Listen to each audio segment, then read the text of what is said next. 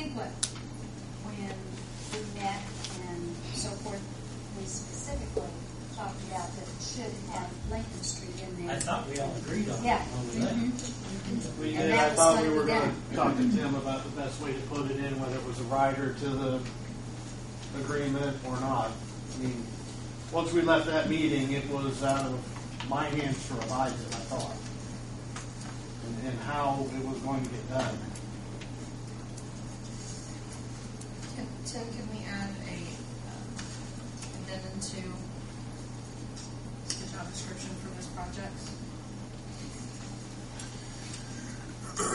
I don't know that anything stops you from doing that. I think I don't know that it's advisable necessarily to carve out unique projects, but I don't know how to get to where you want to be without doing that.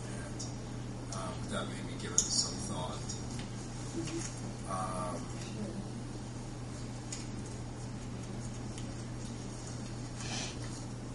Is it possible? I mean, again, I don't know the time sensitivity of this. Is it possible to pass all of the other job descriptions this evening and then give me the opportunity to review this and kind of catch up? I've been participatory in these conversations, obviously, and trying to find out a little bit more and maybe come up with a proposed solution. While we're on it, we need to look at Mark's the same situation, because when he did, he's qualified to do inspections, and he did at 2 or 3 o'clock in the morning, plus the rest of his job all day long. Yeah, So what you're saying, Tim, is that we could go ahead and pass the others and then give you time to look at this and then put an addendum to this for next. yeah, I'll be happy to give you some proposals as to how you might want to handle it.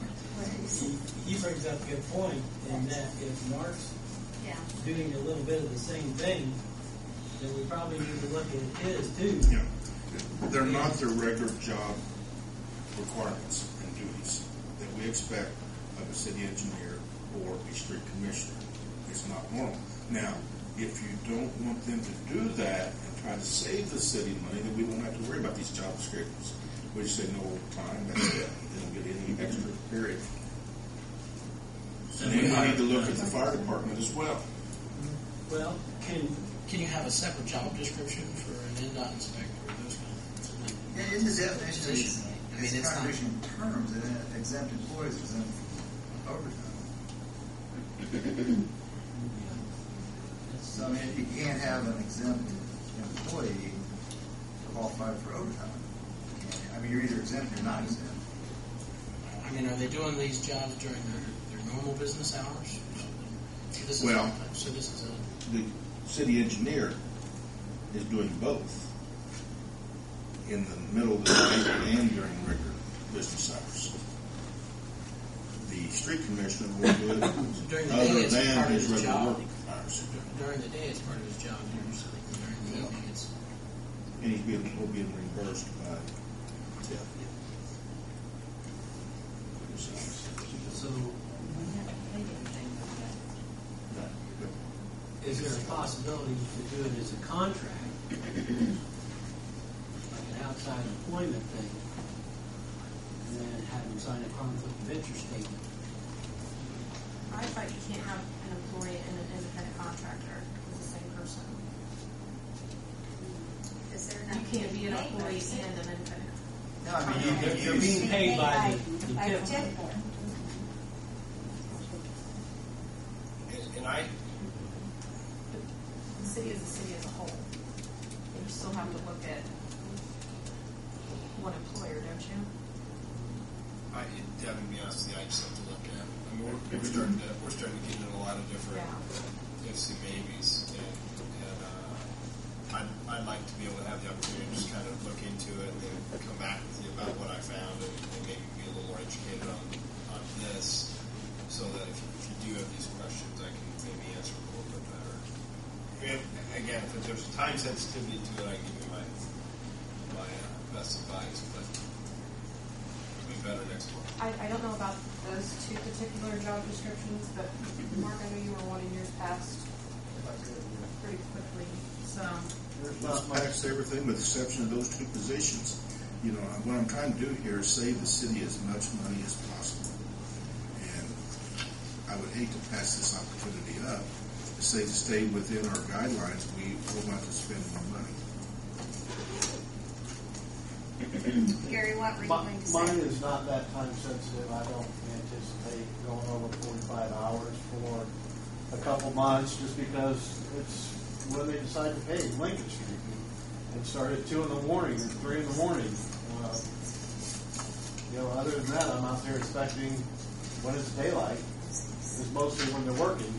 It's when they're putting the pavement down that, we're trying not to disrupt the businesses out there and do it at night when most everybody's shut down. I mean, I'm a salaried employee, and I work 40 hours some week, I work 60 or 70 hours some week, and if I try to take the time off, you call it comp time or whatever. But if So you have to do it within the same week here. I mean, it's so you is got that the you got issue? flex it within that I know week. comp time opens up a whole other can Yeah, it of does. worms, but I mean, just that's the way a salaried employee works. if you can get comp time, it If is. you're working at night, then take the next, if you can, then take some time off the next day. See, during the busy times, they want you there all the time.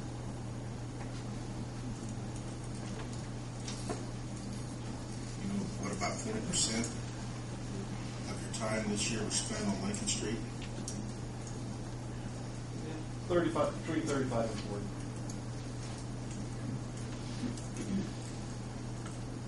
In which we're looking at the 45 hours, we set that in there, is because if he comes out there and starts inspection at 3 o'clock in the morning and do a blacktopping in front of business like they did last year, and it shoots way past there, past the 45 hours, then he's looking for some overtime. We never did do it. I never turned it. He never turned it all in. He went ahead and worked it There out. was 4 or 5 hours I could have turned it. I never turned it. And the salaried personnel sometimes says, I need to go to the dentist at 2 o'clock. That's worked a lot of time.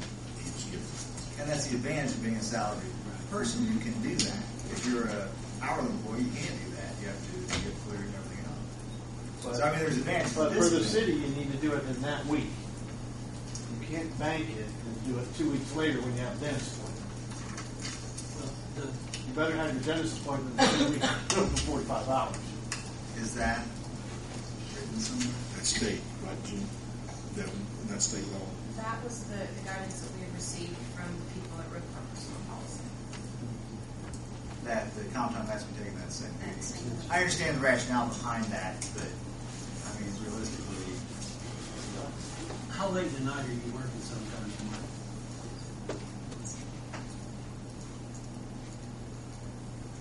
What do you mean? Well, in other words, to help out, to keep the hours down on the inspection, there was days I worked 6 in the morning to 7 or 8 at night, and then came back in at midnight and worked again the next night and day. I mean, you do what you have to. Yeah. Well, where I'm going with this is, But it's beneficial to you. In other words, oh, I agree. the way I looked at it was, rather than pay $85 an hour to have an additional inspector on, just, I mean, there was weeks, it took 65, 70 hours, maybe more. I mean, if they paid on the weekends, we worked on the weekends. I'm sure we all realize that your job, what you do is important, and the extra you do is important. Where I'm coming at it from as an angle is, how do we know that it's not affecting your job as a street commissioner by working late hours at night and then coming back in the morning as a street commissioner in the morning? As long as it doesn't affect your current. I've done it for years. In other words, I probably averaged those kind of hours in previous employment. In the summer months, 70 hours a week. But it was always, you were compensated for the hours. Maybe. well, to me, that's an hourly employee. Right. Mm-hmm. I mean, you're either exempt or you're not. Well, I'll tell you what, we'd be better, he would be better to take a big reduction